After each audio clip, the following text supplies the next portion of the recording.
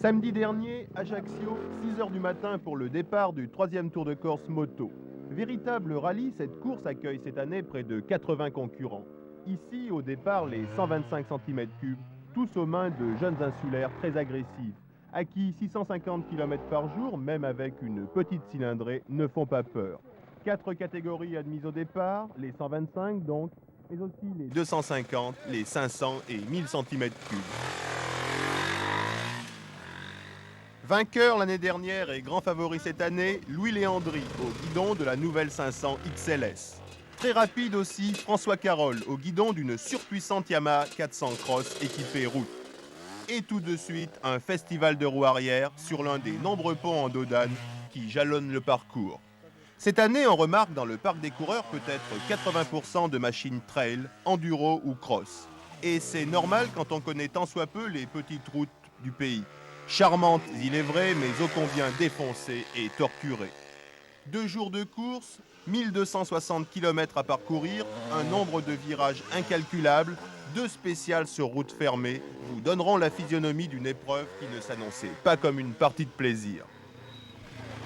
Trouver la machine idéale pour ce genre de compétition n'est pas évident. Une enduro absorbe bien les trous mais manque de frein, alors qu'une machine de route manque, elle, de débattement en suspension.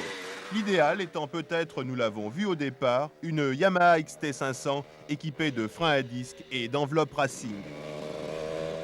Si le parcours n'avait rien à voir avec un enduro tel qu'on le conçoit sur le continent, l'état des routes était parfois plus éprouvant qu'un chemin de terre. De nombreux nids de poules dans lesquels pouvait loger à l'aise un des nombreux cochons sauvages rencontrés au bord des routes, gravier roulant ne demandant qu'à faire déraper les motos et surtout les nombreux virages. Bref, une épreuve complète, totalement originale, à la philosophie similaire à un Paris-Dakar ou à un Abidjan-Nice. Et d'ailleurs, les spécialistes de ce genre de course étaient présents.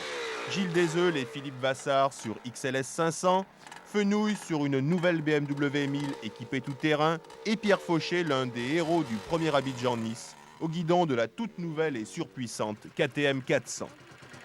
Hormis les 2 spéciales sur route gardée et dépourvues de voitures, l'ensemble du rallye se déroule sur route ouverte et c'est très dangereux.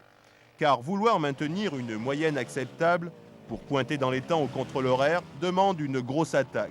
Très vite, on se surprend à couper les virages presque sans visibilité et l'accident n'est jamais très loin. François Carole, en tête du rallye, laissera un de ses genoux contre un rocher. Dommage, car c'était un régal de voir passer ce pilote conduisant sa 400 Cross toujours à la limite.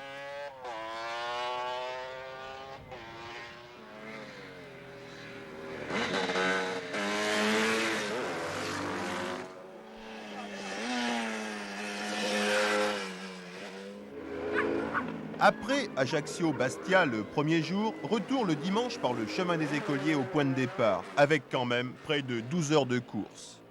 Longtemps premier, Pierre Fauché accumulera les ennuis. D'abord, c'est l'échappement qui rend l'âme, il réparera.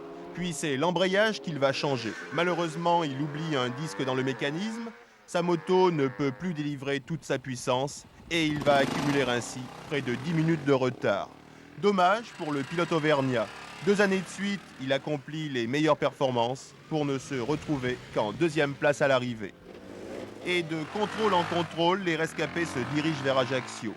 Léandri, le vainqueur 78, très régulier et après les ennuis de Pierre Fauché, s'accroche à la première place et ne la quittera pas. Magnifique doublé pour une épreuve vraiment très difficile. Et première victoire pour la 500 Honda XLS. Côté critique, nous autres pauvres continentaux avons regretté un fléchage inexistant. Il est difficile pour quelqu'un qui ne connaît pas parfaitement l'île de se retrouver à coup sûr. 3e, Lucchini sur une KTM de 150 cm3. 4e, Padovani sur une 360 Montesa. Et ainsi de suite jusqu'à la 11e place où l'on retrouve seulement la première machine de route, une 650 Kawa. Les motos vertes sur ce parcours ont dominé, et ce grâce à leur suspension à grand débattement et à leur garde au sol, dans une épreuve où la tenue de piste est primordiale. Remarquons que c'est une XLS qui a gagné. Cette moto entièrement d'origine commence à faire ses preuves et démontre qu'il est toujours valable de rouler avec une moto simple, mais bien préparée. Le Tour, malgré ses défauts de jeunesse, semble promis à un bel avenir, car il y a toujours de la place pour une épreuve originale.